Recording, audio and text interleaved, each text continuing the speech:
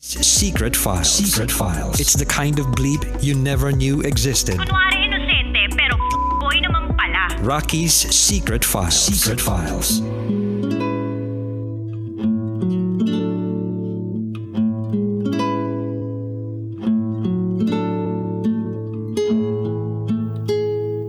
And we're back.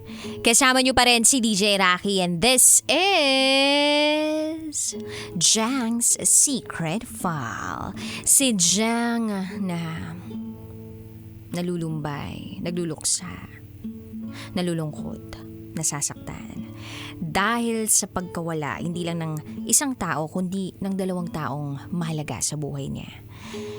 Ito yung kanyang minamahal na partner in life and yung sarili niyang anak. Sabi nga niya, ang daya raw ng mundo. Dahil sumaya ka lang saglit, malaking lungkot agad yung kapalit.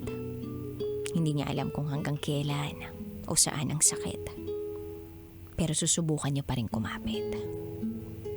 Pakinggan na po natin yung mga kabisyo nating nag-share ng kanilang mga thoughts, comment suggestions, and violent reactions.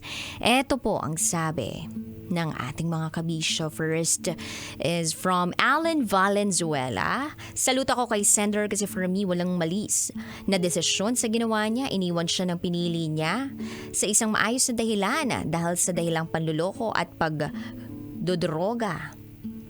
Minsan sinusubok tayo ng Panginoon kung hanggang saan ang pananalig natin sa Kanya.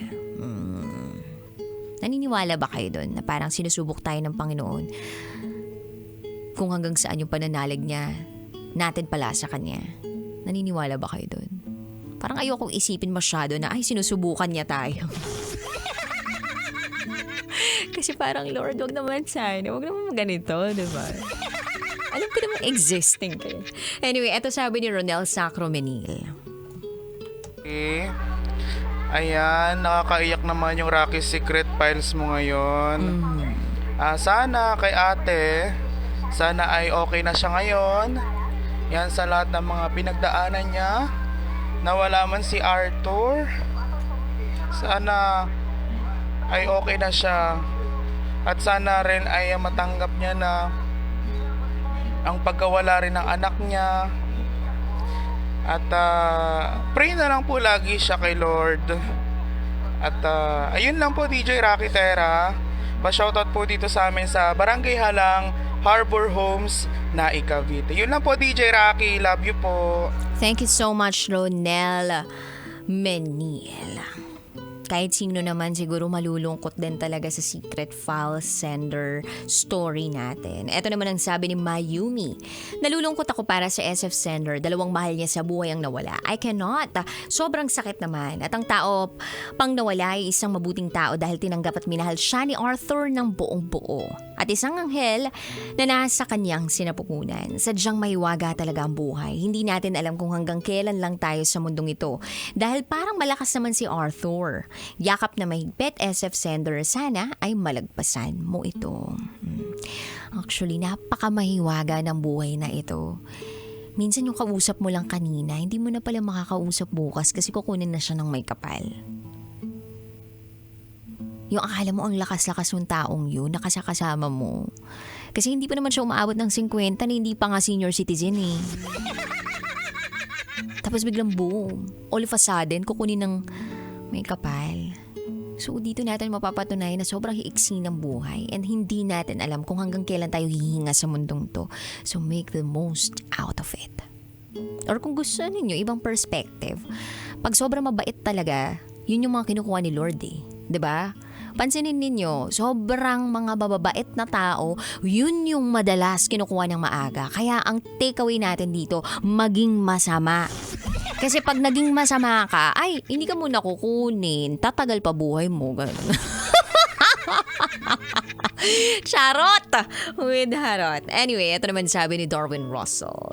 Everything has a reason. Lahat ng nangyayari may purpose. It's how we keep the faith to the Lord. Kaya don't give up and don't ever end your life. Be strong at lumaban ka sa lahat ng pagsubok na darating sa buhay mo. Jang. Yeah. Ito yung sinasabi ng mga taong sinusubukan palubagin yung loob nila. Alam mo yun? Pag may pagsubok, ang papasok na linya ay everything has a reason. Every pain has a purpose. Yung mga ganong comforting words. Yung at some point, feeling mo itong mga words na to will console you. But then again, parang fact remains, hindi. Pero malay naman natin baka makatulong. Kasi ang tanging makakatulong sa oras ng pighati ay pag-asa. Hope na darating yung araw na maiintindihan mo ang lahat ng naging sakit, hirap o sakripisyo. At matatamasa mo yung kasiyahan at kapayapaan. Sama mo na rin yung pagmamahal ng may kapal. Anyway, eto naman sabi ni aka Big Brother Marvin Mark Bautista. Pasok. Ng hapon, DJ Rocky. At sa lahat naging Secret fans. Para sa atin natin dyan. Ay, pinayak ko nun. Pati ako nalungkot. Well, tamang-tama. At mag-Holy Week na. Ang buhay, ika nga ay sabi ni Kuya Kim, ang buhay ay weather-weather lang. Hindi habang buhay malungkot tayo, hindi habang buhay nagdudusa tayo. Darating ang panahon. Meron ding saya, tuwa, at sagana sa buhay. Tandaan mo yan. Dahil magsisimana Santa na, lagi ka na magdarasal sa ating Panginoon. Huwag kang bibitaw. Nandiyan ang Panginoon para sa atin. Okay? Kabatas Rapag Secret at sa Team Lucky Tears. Especially kay August Rush na may hirit sa'yo. Hindi to Belen. Melen. DJ Rocky, salamat. Wala sa bahay ni Kuya. Maraming salamat Marvin Mark Bautista aka Big Brother. And shoutout sa lahat ng mga kasamahan ni Big Brother out there. Sana po ay nakatitiis pa kayo sa ugali niyan. Shoutout, may darot. Dude, thank you. Anyway, ito pa sabi ni Charles Sancho. Ang daming pangyayaring hindi maganda kay Sender, but I hope for her healing after she lost everything, especially Arthur and her supposed to be child. Thank you. Dami pang nag-comment sa ating secret file for this afternoon. Actually, ang daming magandang nangyari sa secret file sender natin. Pero, hindi natin maikakaila na merong masasakit na nangyari sa kanya. At ito yung inevitable. Yes, spell inevitable, basic. Seryoso, ang kamatayan po ay hindi natin maiiwasan. Panapanahon lamang. Kaya lang pag sobrang aga kasi na kinuha ng may kapal, walang kasing sakit din eh. Kahit nasabihin mo na, nasa sinapupunan pa lang naman. But you were already expecting that you're gonna have a baby. At etong baby na to, ay hindi man lumalabas pa sa iyong sinapupunan, alam mo nang mahal mo na. Alam niyo yung kanta ng Savage Garden na I Knew I Loved You. I knew I loved you before I met you. Oh, pinaparinig ko lang na maganda yung boses ko. Charot with darot. Bagay na bagay yun eh, para sa mga batang hindi pa naisisilang, nasa tiyan pa lang, pero minamahal na ng lubusan ng kanilang mga magulang o ng mga taong nakapaligid sa kanila. And ganoon naman yung pagmamahal eh. Walang pinipilang edad, walang pinipiling anyo.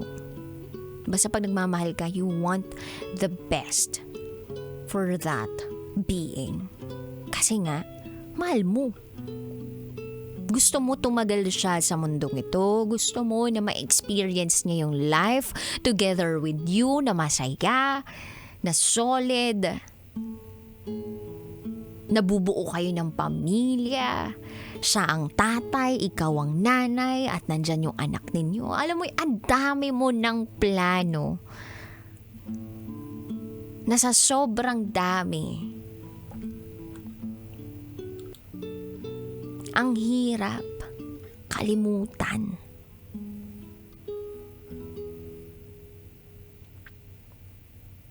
Alam kong walang salita na makapagpapagaan ng bigat na nararamdaman mo ngayon, Secret File Sender. But I just hope and pray for your healing. And aside from that, I hope na hindi mamatay yung paniniwala at pag-asa mo na darating yung araw, nangingiti ka uli. Na kapag naalala mo yung anak mo at yung taong mahal mo, naging partner mo na si Arthur,